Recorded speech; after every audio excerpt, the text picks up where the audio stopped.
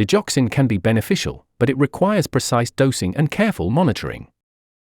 We explain when it is needed, which symptoms require urgent assessment, and what to do after a missed or extra dose. Digoxin is not prescribed simply for the heart, but for a specific clinical purpose. The clinician considers the indication, kidney function, electrolytes, other medicines, and the heart's response.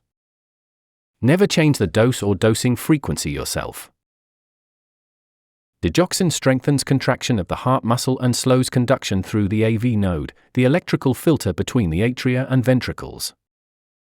These effects serve different purposes, controlling the ventricular rate in atrial fibrillation and treating selected patients with heart failure with reduced ejection fraction.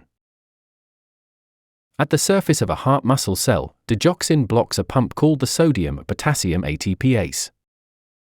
This leaves more calcium available inside the cell, helping the heart muscle squeeze more strongly. In atrial fibrillation, digoxin may be used for long-term ventricular rate control.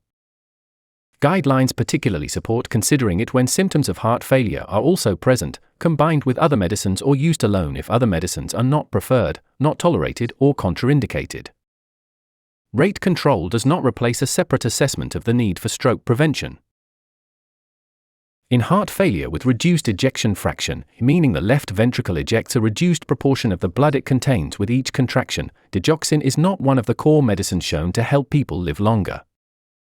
It may be considered for selected patients who remain symptomatic despite guideline-recommended treatment, and it may reduce hospital admissions for heart failure in this selected group. Digoxin has a narrow margin between an effective amount and an amount that may cause harm.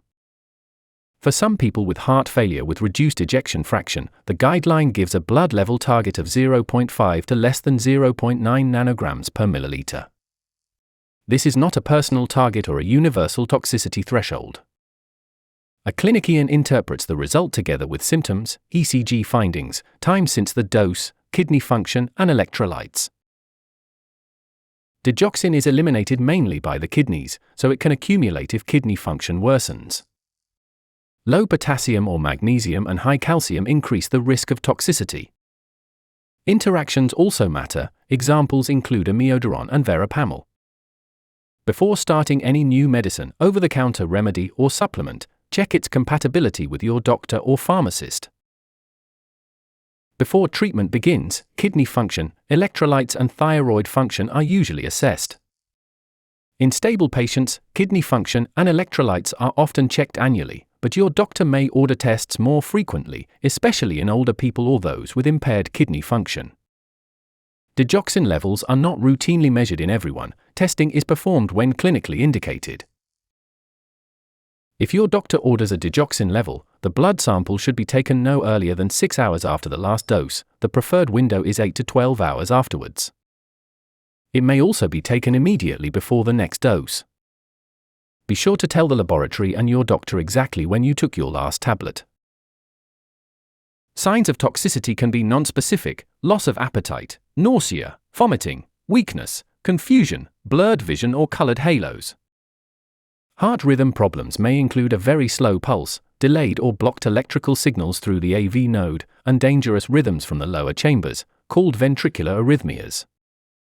If symptoms are new, severe, persistent or occur together, promptly contact your clinical team or an urgent medical service. A clinician will decide whether you need an ECG and blood tests.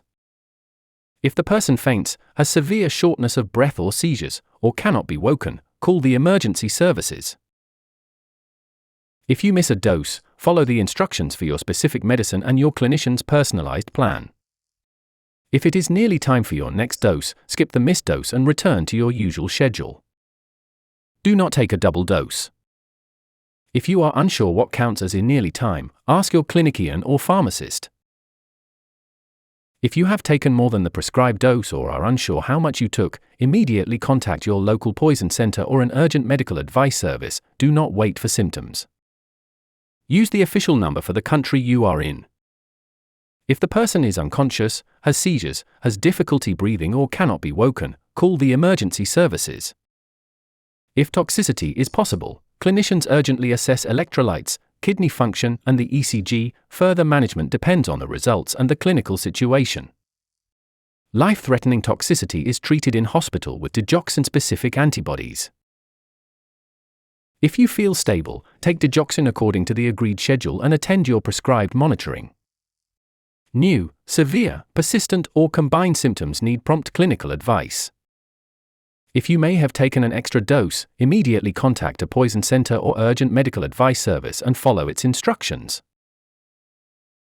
Subscribe to the channel for clear, evidence-based explanations of heart medicines and heart rhythm.